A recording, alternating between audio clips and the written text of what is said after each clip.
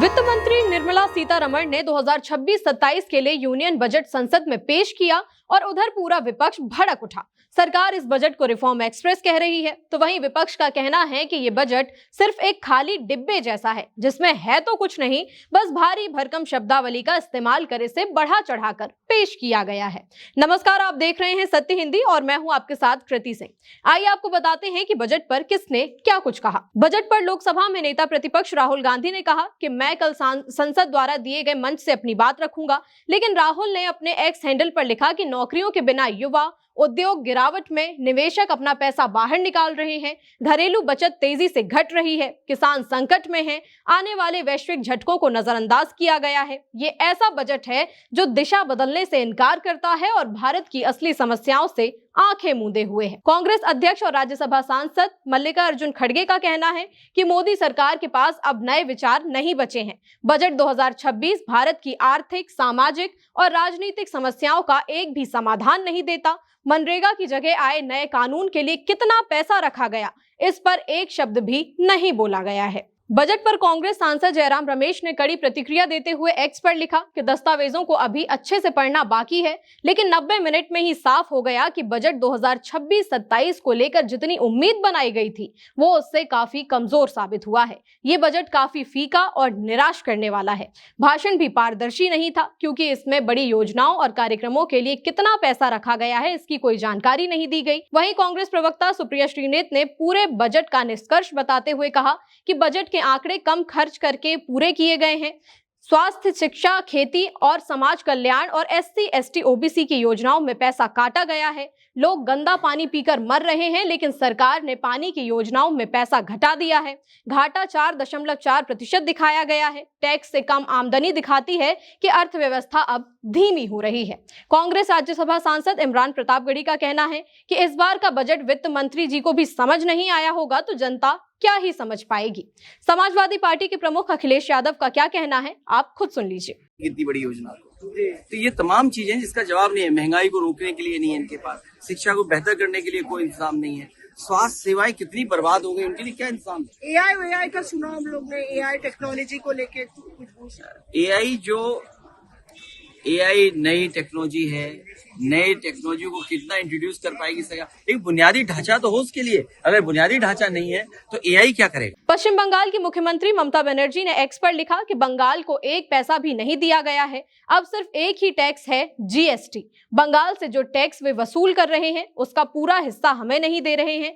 हमें केंद्र सरकार से 2 लाख करोड़ रुपए से ज्यादा मिलने चाहिए। वे सिर्फ ज्यादा बातें करते हैं और काम बहुत कम करते हैं। वे क्या करते हैं, सिर्फ शब्दों की बाजीगरी। लोगों को असली फायदा देना चाहिए ताकि आम आदमी सुविधाओं का लाभ उठा सके।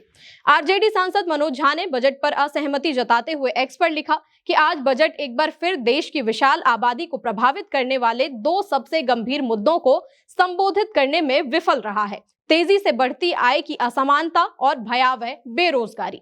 इन संरचनात्मक संकटों से जूझने के बजाय बजट ने सतही उपायों और भारी भरकम शब्दावली का सहारा लिया है। शब्दों की ये सजावट एक आध दिन की सुर्खियां तो बना सकती हैं, लेकिन आम लोगों की आर्थिक वास्तविकताओं और चिंताओं में कोई बदलाव नहीं ला पाएंगी। RJD प्रवक्ता कंचना यादव ने कहा कि इस बार के बजट में बिहार राज्य गायब है। बिहार में चुनाव था तो पिछली बार बजट में बिहार के लिए कुछ दिया गया हो या नहीं दिया गया हो, लेकिन बार बार वित्त मंत्री निर्मला सीतारमण ने बिहार का नाम जरूर लिया था। RJD प्रवक्ता प्रियंका भारती ने कहा कि रील बनाएगा इंडिया तभी तो बर्बाद होगा इंडिया। किसान, खेती और रोजगार की बातें बजट से विलुप्त हो चुकी हैं।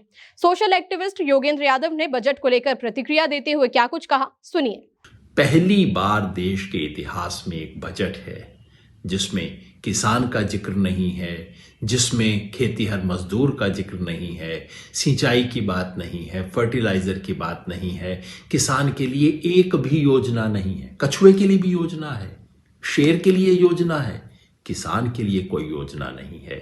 आपको बता दें कि वहीं दूसरी ओर एक्सपर्ट्स और कॉर्पोरेट जगत की हस्तियों ने बजट का स्वागत किया है। FICCI के पूर्व अध्यक्ष नैना लाल किदवई का कहना है कि मुझे भरोसा है कि हम वित्तीय संतुलन पर आगे बढ़ते रहेंगे। मेरा मानना है कि हमें अपने लिए थोड़ी गुंजाइश रखनी चाहिए क्योंकि इंफ्रास्ट्रक्चर पर खर्च जारी रखना जरूरी है, जिसे सरकार ने पिछले 1 दशक में अच्छी तरह किया है। साथ ही GST सुधारों से जो मांग और खपत बढ़ी है उसे बनाए रखने के लिए सिस्टम में पैसा डालते रहना होगा ताकि मांग और ज्यादा बढ़ती जाए। बायोकॉन की चेयरपर्सन का मानना है कि यूनियन बजट ने बायोफार्मा को अग्रणी क्षेत्रों में रखकर भारत के स्वास्थ्य और नवाचार के भविष्य में निर्णायक निवेश किया है।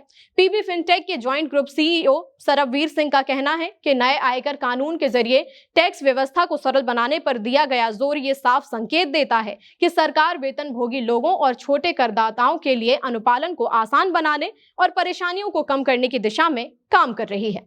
बहरहाल ये तो राजनीति जगत और कॉर्पोरेट जगत की हस्तियों की प्रतिक्रिया और राय है। इस साल के बजट पर आपका क्या कहना है, ये हमें कमेंट करके बताइएगा। साथ ही वीडियो को लाइक और शेयर जरूर करें और चैनल को सब्सक्राइब भी। फिलहाल के लिए इतना ही। नमस्कार।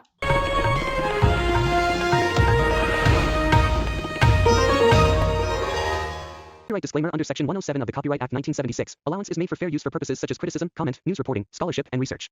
Fair use is a use permitted by copyright statute that might otherwise be infringing.